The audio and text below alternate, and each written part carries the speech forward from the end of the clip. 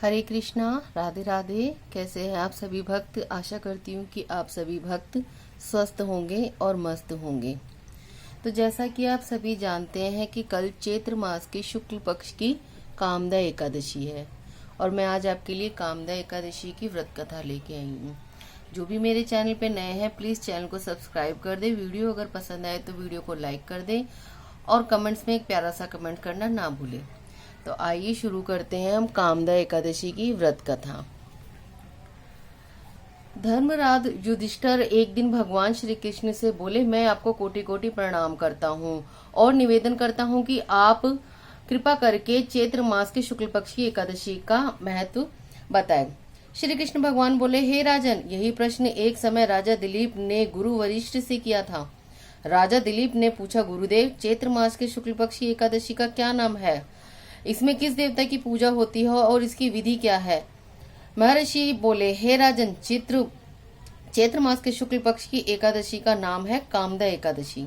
यह मनुष्य के सब पापों को नष्ट करने वाली एकादशी है। इसके व्रत को करने से पुत्र की प्राप्ति होती है और हर प्रकार की योनि से छुटकारा पाकर अंत में स्वर्ग की प्राप्ति होती है। श्री कृष्ण बोले, हे धर्मराज, जो समाधान महर्षि वशिष्ठ ने किया था वो मैं आज तुमसे कहता हूँ। प्राचीन काल में रत्नपुर नामक एक नगर था। वहां वह अनेक ऐश्वर्यों के युक्त ऐश्वर्यशाली राजा मुंडरीक राज्य करता था। रत्नपुर नगर में अनेक अप्सरा, गंधर्व तथा किन्नर वास करते थे। उसकी सभा में गंधर्व गान करते थे, अप्सराएं नृत्य करती थीं। उनमें ललिता और ललित नाम के स्त्री पुरुष अत्यंत वैभवशाली भवन में निवास करते हुए विहार करते थे।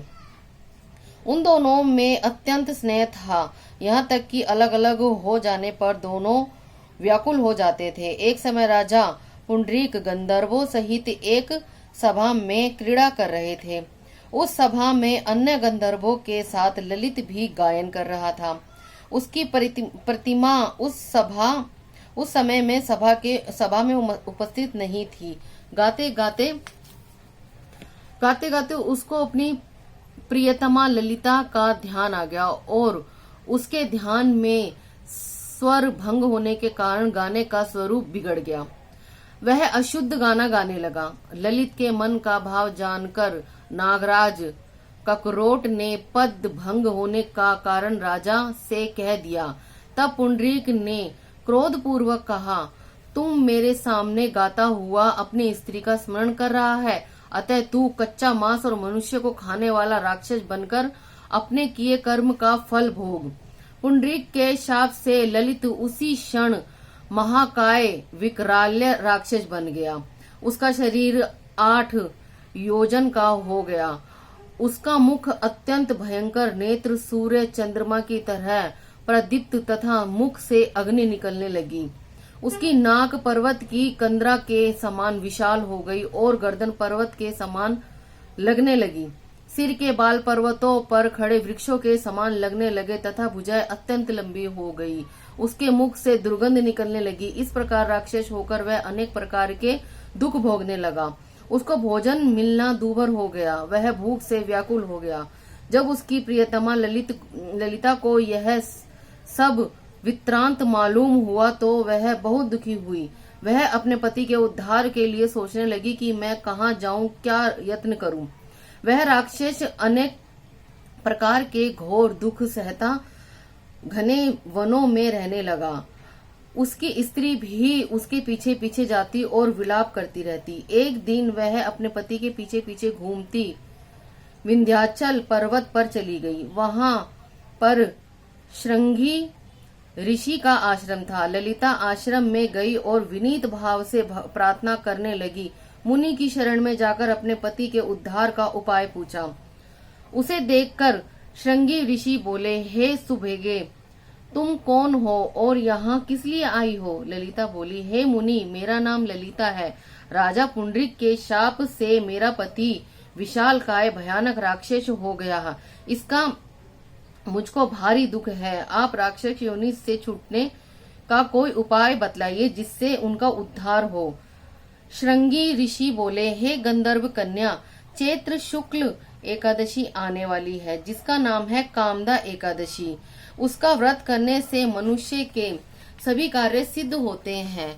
यदि तुम कामदा एकादशी का व्रत करे और उसका पुण्य फल अपने पति को अर्पण कर दे तो वह शीघ्र ही राक्षस योनि से मुक्त हो जाएगा और राजा का शाप भी शांत हो जाएगा। मुनि के वचनों को सुनकर ललिता ने चैत्र मास के शुक्ल पक्ष की एकादशी आने पर उसका व्रत किया और द्वादशी को ब्राह्मणों के सामने अपने व्रत का फल अपने पति को देते हुए भगवान से इस प्रकार प्रार्थना करने लगी कि हे प्रभु, मैंने जो ये व्रत किया है उसका फल मेरे पति देव को प्राप्त हो, जिससे वह राक्षस योनि से मुक्त हो जाए।